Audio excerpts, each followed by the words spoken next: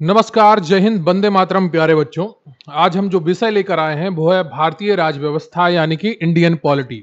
बहुत ही मजा आने वाला है आज की क्लास में। आपको यहाँ पर आपको 260 से अधिक इंपॉर्टेंट वन लाइनर मिलने वाले हैं जो किसी भी एग्जाम के लिए बहुत ही महत्वपूर्ण है। मेरा नाम है अभिषेक प्रताप सिंह और आज हम जो सब्जेक्ट कवर करेंगे वो बहुत ही इंपॉर्टेंट है। वीडियो को अंत तक जरूर देखिएगा। बिना वक्त गवाए वीडियो को लाइक कर लीजिए, चैनल को सब्सक्राइब कर लीजिए। चलिए बिना वक्त गवाए शुरू करते हैं आज का ये बेहतरीन टॉपिक, क्योंकि प्रश्न यहीं से आएगा। पढ़ेंगे आप मेरे साथ तो आपको यकीन आएगा। तो शुरू करते हैं हम भारत के संवैधानिक विकास से। यह शुरू होता है रेगुलेटिंग एक्ट 1773 के तहत कलकत्ता में सर्वोच्च न्यायालय की स्थापना की गई थी।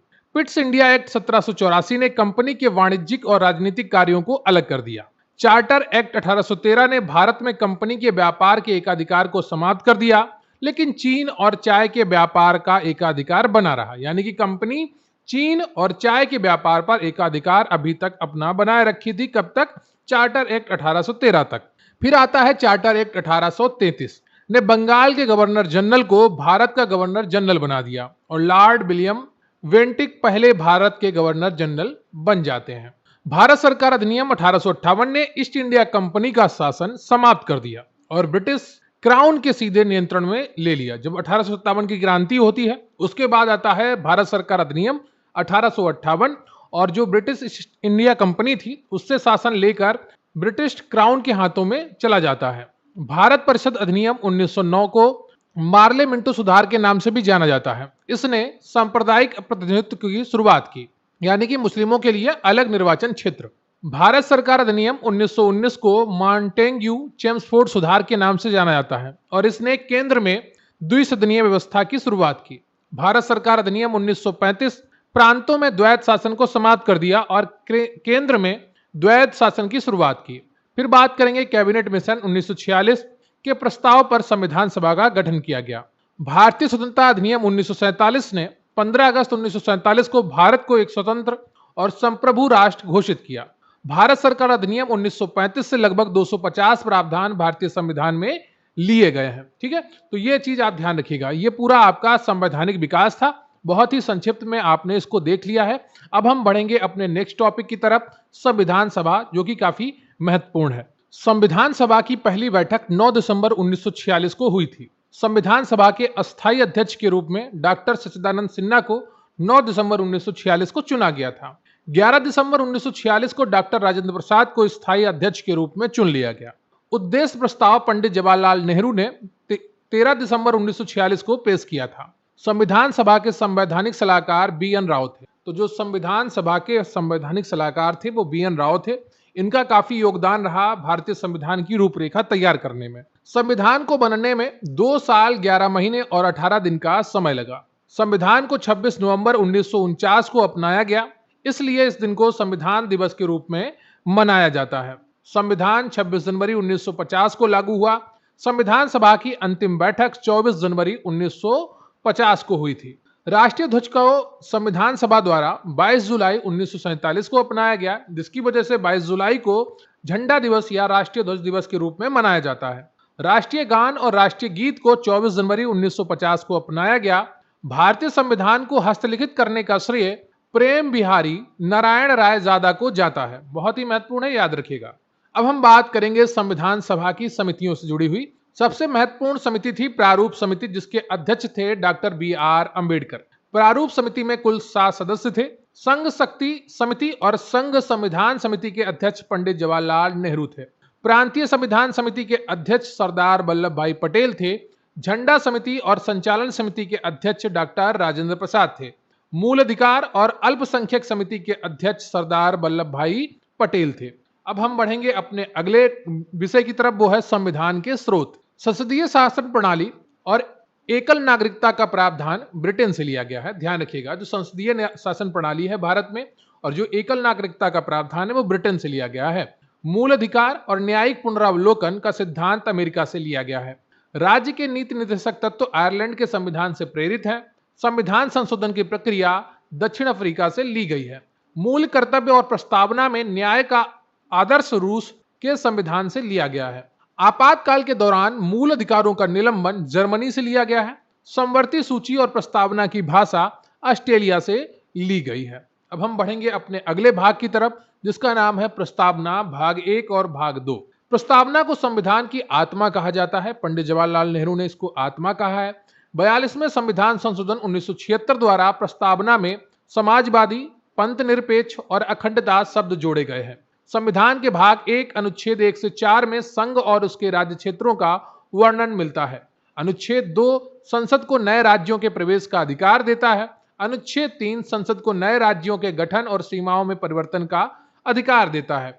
अनुच्छेद 2 से उन राज्यों का प्रवेश हो सकता है जो भारत के अंग नहीं है वर्तमान में, उनको शामिल किया जा सकता है।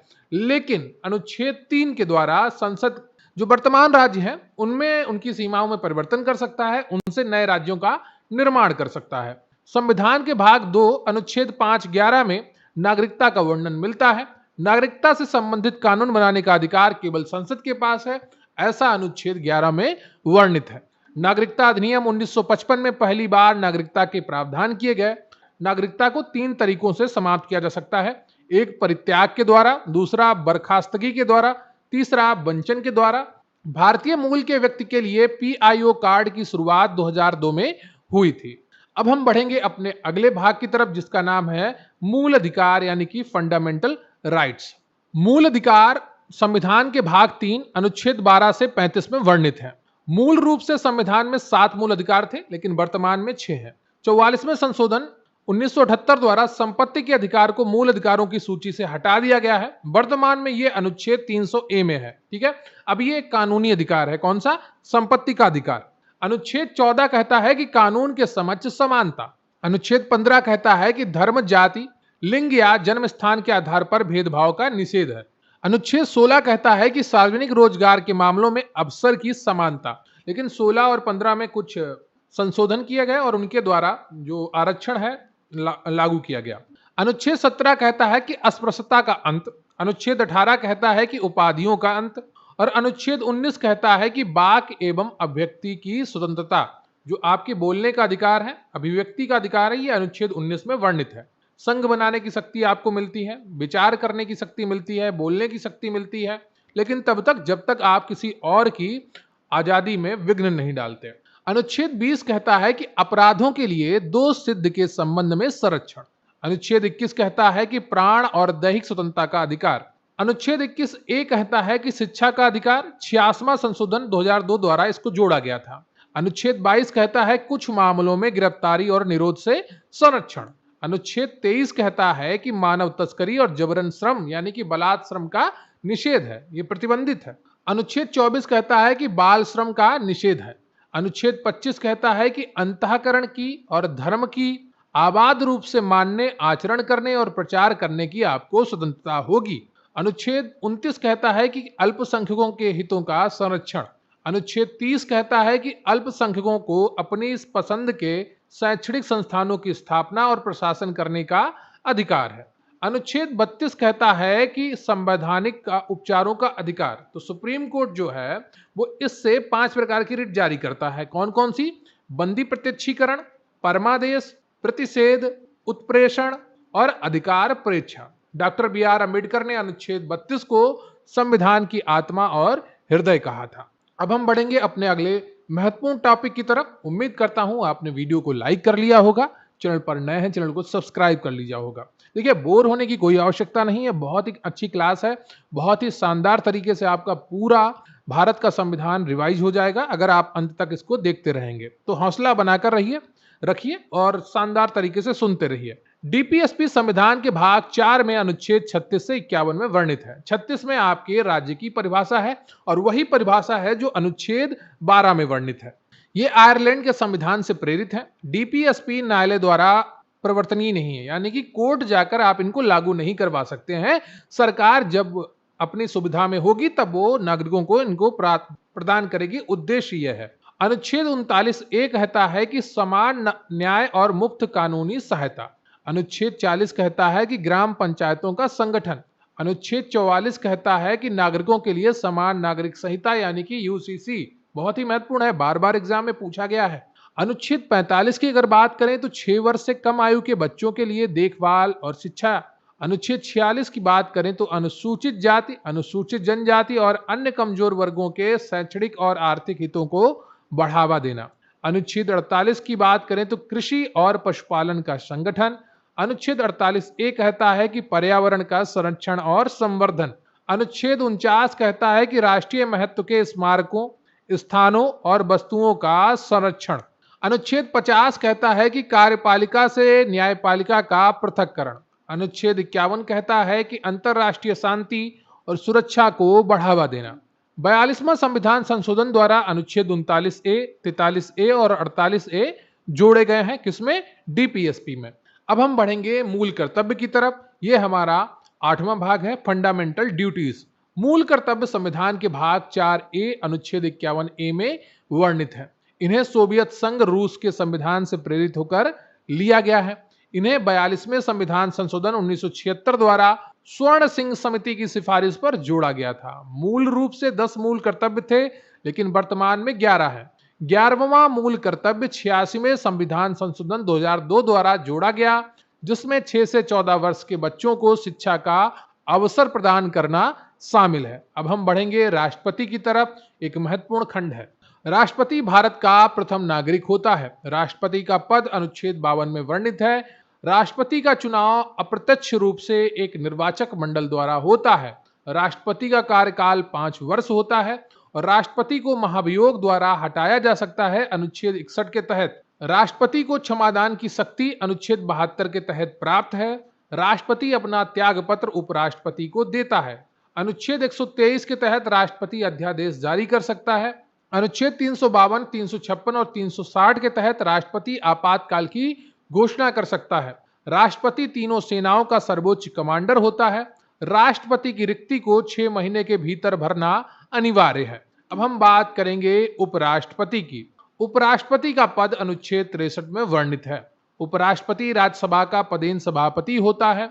उपराष्ट्रपति अपना त्यागपत्र राष्ट्रपति को देता है अनुच्छेद 67 के तहत। जब राष्ट्रपति का पद खाली हो तो उपराष्ट्रपति कार्यवाहक राष्ट्रपति के रूप में कार्य करता है।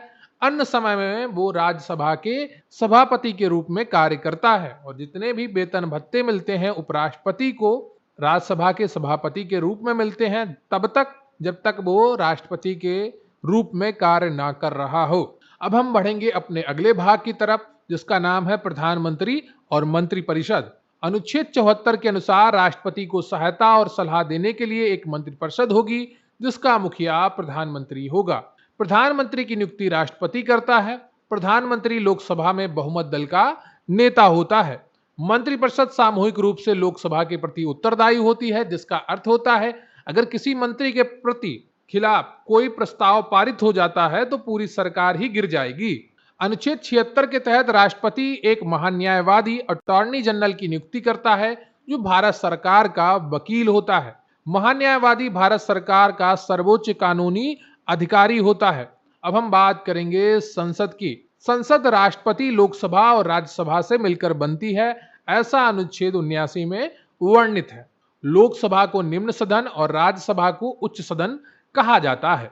लोकसभा के सदस्यों का कार्यकाल 5 वर्ष होता है। आप सभी को परिचय होगा इसका। राज्यसभा एक स्थायी सदन है और इसे भंग नहीं किया जा सकता है।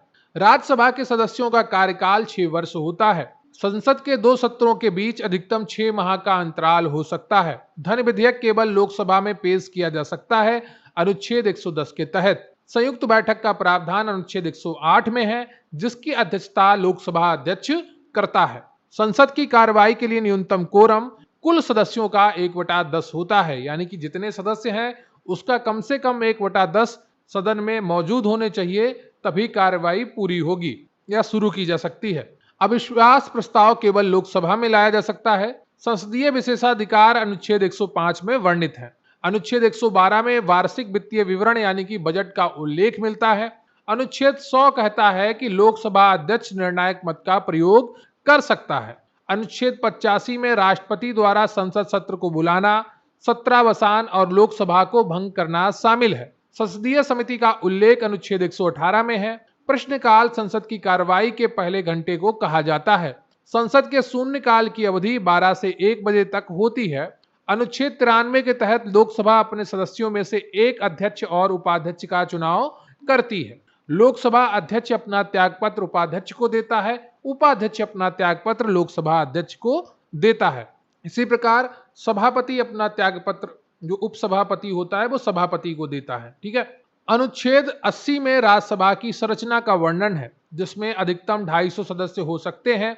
अनुच्छेद 81 में लोकसभा की संरचना का वर्णन है, जिसमें अधिकतम 550 सदस्य हो सकते हैं। राज्यसभा में 12 सदस्यों को राष्ट्रपति द्वारा मनोनीत किया जाता है और राज्यसभा के सदस्यों का चुनाव राज्य विधानसभा के निर्वाचित सदस्यों द्वारा किया जाता है। धन विधेयक पर राज्यसभा केवल 14 दिनों तक ही रोक सकती है, यानी कि देरी कर सकती है। ठीक है, तो ये चीजें आप ध्यान रखिएगा, बहुत ही महत्वपूर्ण है। अब हमारा अगला हिस्सा जो है वो है सुप्रीम कोर्ट और हाई कोर्ट। उम्मीद करता हूं आपने वीडियो को लाइक कर लिया होगा, नहीं किया है तो जल्दी से कर लीजिए, क्योंकि वीडियो बहुत ही शानदार है, आपके लिए बहुत ही महत्वपूर्ण है। एक एक चीज जो एग्जाम में बार बार पूछी जाती है वो सब कुछ लेकर आया हूं, तो अंत तक बने रहिए और वीडियो को देखते रहिए। सर्वोच्च न्यायालय का प्रावधान अनुच्छेद 124 में है। सर्वोच्च न्यायालय के न्यायाधीशों की सेवानिवृत्त आयु 65 वर्ष होती है, कई एग्जाम में पूछी गई है। और उच्च न्यायालय के न्यायाधीशों की सेवानिवृत्त आयु 62 वर्ष होती है। अनुच्छेद 131 के तहत सर्वोच्च न्यायालय को मूल क्षेत्राधिकार प्राप्त है। अनुच्छेद 137 के तहत सर्वोच्च न्यायालय को न्यायिक पुनरावलोकन की शक्ति प्राप्त है। सर्वोच्च न्यायालय एक अभिलेखीय न्यायालय होता है, यानी कि उसके जो फैसले हैं वो अभिलेख के रूप में कार्य करेंगे, एक नियम के रूप में कार्य करेंगे अन्य अदालतों के लिए, ठीक है, अन्य कार्यों के लिए। उच्च न्यायालय का प्रावधान अनुच्छेद 214 में है। उच्च न्यायालय अनुच्छेद 226 के तहत रिट जारी कर सकता है। भारत में कुल 25 उच्च न्यायालय हैं। न्यायिक सक्रियता के अवधारणा भारत में जनहित याचिका PIL से जुड़ी हुई है। अनुच्छेद 143 के तहत राष्ट्रपति सर्वोच्च न्यायालय से सलाह ले सकता है। अनुच्छेद 231 के तहत 2 या 2 से अधिक राज्यों के लिए एक ही उच्च न्यायालय की स्थापना की जा सकती है। अनुच्छेद 215 के तहत उच्च न्यायालय भी एक अभिलेखीय न्यायालय है। अब हम बढ़ेंगे राज्यपाल, राज्य विधानमंडल और यूटी की तरफ। राज्यपाल की नियुक्ति राष्ट्रपति करता है। राज्यपाल का पद अनुच्छेद 153 में वर्णित है। राज्यपाल को क्षमादान की शक्ति मृत्युदंड को छोड़कर अनुच्छेद 161 के तहत प्राप्त है। मृत्युदंड केवल राष्ट्रपति कर सकता है, उसको क्षमा याचना दे सकता है। राज्य विधानसभा का कार्यकाल 5 वर्ष होता है। वर्तमान में 6 राज्यों में विधान परिषद है: उत्तर प्रदेश, बिहार, महाराष्ट्र, कर्नाटक, आंध्र प्रदेश और तेलंगाना। राज्य विधानमंडल राज्यपाल, विधानसभा और विधान परिषद से मिलकर बनता है। अनुच्छेद 213 के तहत राज्यपाल अध्यादेश जारी कर सकता है। अनुच्छेद 239 के तहत केंद्र शासित प्रदेशों का प्रशासन राष्ट्रपति द्वारा किया जाता है। मुख्यमंत्री की नियुक्ति अनुच्छेद 164 के तहत राज्यपाल करता है। विधानसभा सदस्यों की अधिकतम संख्या 500 और न्यूनतम 60 हो सकती है। कहीं कहीं पर भी अपवाद भी है। विधान परिषद के सदस्यों की अधिकतम संख्या विधानसभा की कुल संख्या का 1/3 हो सकती है। विधान परिषद के सदस्यों का कार्यकाल 6 वर्ष का होता है। अनुच्छेद 169 में राज्यों में विधान परिषदों की स्थापना का या समाप्ति का प्रावधान है। अब हम बात करेंगे पंचायती राज और नगर निकाय की।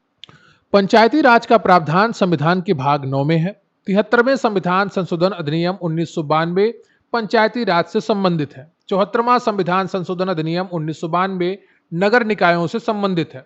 पंचायती राज व्यवस्था सर्वप्रथम राजस्थान के नागौर जिले में 2 अक्टूबर 1959 को शुरू की गई थी। बलवंत राय मेहता समिति ने त्रिस्तरीय पंचायती राज व्यवस्था की सिफारिश की थी, जिसे भारत में लागू किया गया। पंचायतों को 11वीं अनुसूची और नगर निकायों को 12वीं अनुसूची में शामिल किया गया है।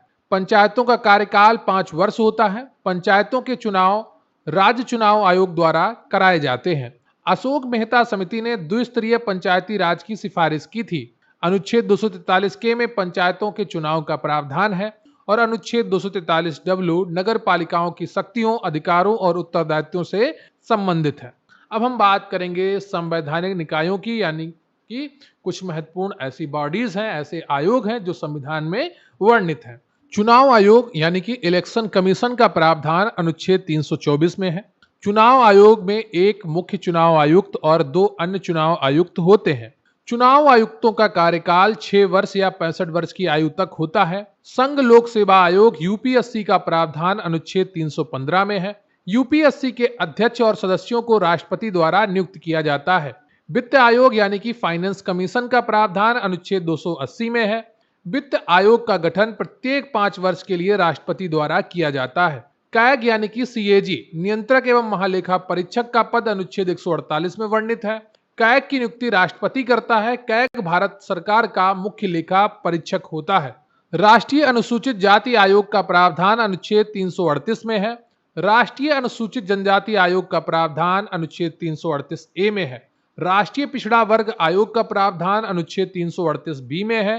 भारत के महान्यायवादी अनुच्छेद 76 संसद की कार्रवाई में भाग ले सकते हैं लेकिन मतदान नहीं कर सकते। राज्यों के महाधिवक्ता का प्रावधान अनुच्छेद 165 में वर्णित है, ध्यान रखिएगा। अब हम बात करेंगे गैर संवैधानिक निकायों की। नीति आयोग एक गैर संवैधानिक और गैर सांविधिक निकाय है। इसे कैबिनेट के एक प्रस्ताव द्वारा स्थापित किया गया। नीति आयोग की स्थापना 1 जनवरी 2015 को योजना आयोग के स्थान पर हुई थी। नीति आयोग के अध्यक्ष प्रधानमंत्री होते हैं। राष्ट्रीय मानवाधिकार आयोग 1993 में स्थापित हुआ था। केंद्रीय सतर्कता आयोग सीबीसी की स्थापना संथानम समिति की सिफारिश पर की गई थी। केंद्रीय जांच ब्यूरो सीबीआई की स्थापना 1963 में हुई थी। लोकपाल और लोकायुक्त अधिनियम 2013 में पारित हुआ था। अब हम बात करेंगे आपातकाल की यानी कि इमरजेंसी की। आपातकाल का प्रावधान संविधान के भाग 18 में है। राष्ट्रीय आपातकाल अनुच्छेद 352 युद्ध, बाह्य आक्रमण या सशस्त्र विद्रोह के कारण लगाया जाता है। राज्य आपातकाल राष्ट्रपति शासन अनुच्छेद 356 के तहत लगाया जाता है। वित्तीय आपातकाल अनुच्छेद 360 के तहत लगाया जाता है और भारत में अब तक वित्तीय आपातकाल कभी नहीं लगाया गया है। ध्यान रखिएगा, महत्वपूर्ण है। आपातकाल के दौरान मूल अधिकारों का निलंबन हो सकता है अनुच्छेद 20 और 21 को छोड़कर। 44वें संविधान संशोधन द्वारा आंतरिक अशांति के स्थान पर सशस्त्र विद्रोह शब्द जोड़ा गया था। राष्ट्रपति शासन अधिकतम 3 साल तक लगाया जा सकता है। अब हम बात करेंगे संविधान अनुसूचियों की। बहुत ही महत्वपूर्ण है, बार बार यहां आपसे प्रश्न बनते हैं, ध्यान रखिएगा। मूल संविधान में 8 अनुसूचियां थी लेकिन वर्तमान में 12 है। पहली अनुसूची राज्यों और केंद्र शासित प्रदेशों के नाम और उनके क्षेत्रों से जुड़ी हुई है। दूसरी अनुसूची वेतन और भत्ते से जुड़ी हुई है। तीसरी अनुसूची शपथ से जुड़ी हुई है। चौथी अनुसूची राज्यसभा में सीटों के आवंटन से जुड़ी हुई है। पांचवी अनुसूची अनुसूचित क्षेत्रों और जनजातियों के प्रशासन से जुड़ी हुई है। छठी अनुसूची असम, मेघालय, त्रिपुरा, मिजोरम के जनजातीय क्षेत्रों का प्रशासन से जुड़ी हुई है। इसको हम एटीएम स्क्वायर से याद करते हैं। एटीएम में ए असम है, टी त्रिपुरा है और मिजोरम 2 बार है तो एम स्क्वायर, ठीक है। 7वीं अनुसूची संघ, राज्य और संवर्ती सूचियां। 8वीं अनुसूची मान्यता प्राप्त 22 भाषाएं। तो जब संविधान लागू हुआ तो 14 भाषाएं थी, धीरे धीरे बढ़कर ये 22 हो गई। 9वीं अनुसूची भूमि सुधार पहले संशोधन द्वारा जोड़ी गई। 10वीं अनुसूची दल बदल विरोधी कानून 52वें संशोधन द्वारा जोड़े गए।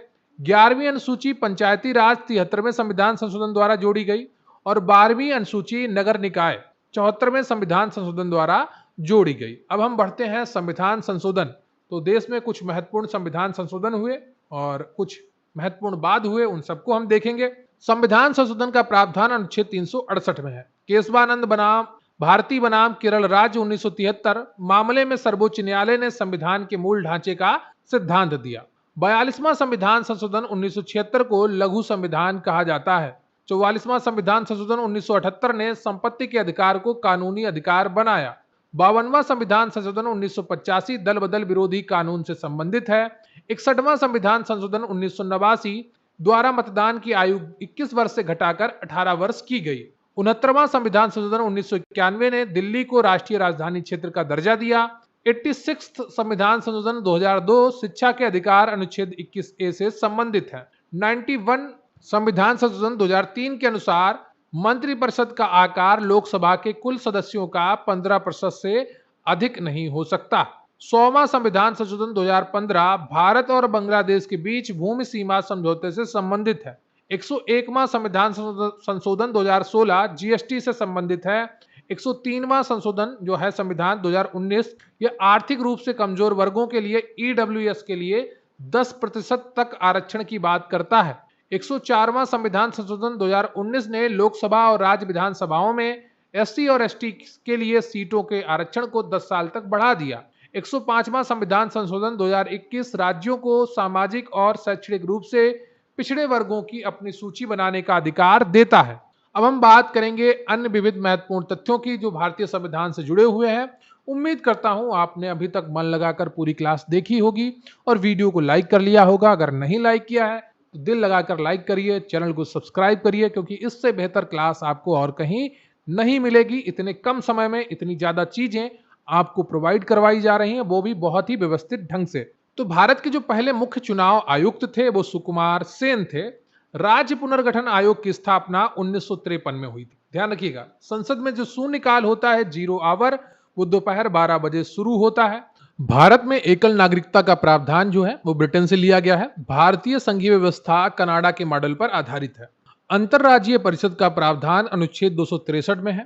अखिल भारतीय सेवाएं बनाने का अधिकार केवल राज्यसभा के पास है, अनुच्छेद 312 के तहत। तो नई कोई अखिल भारतीय राज्य सेवा बनानी हो तो उसका जो एकाधिकार है वो केवल राज्यसभा के पास है, अनुच्छेद 312।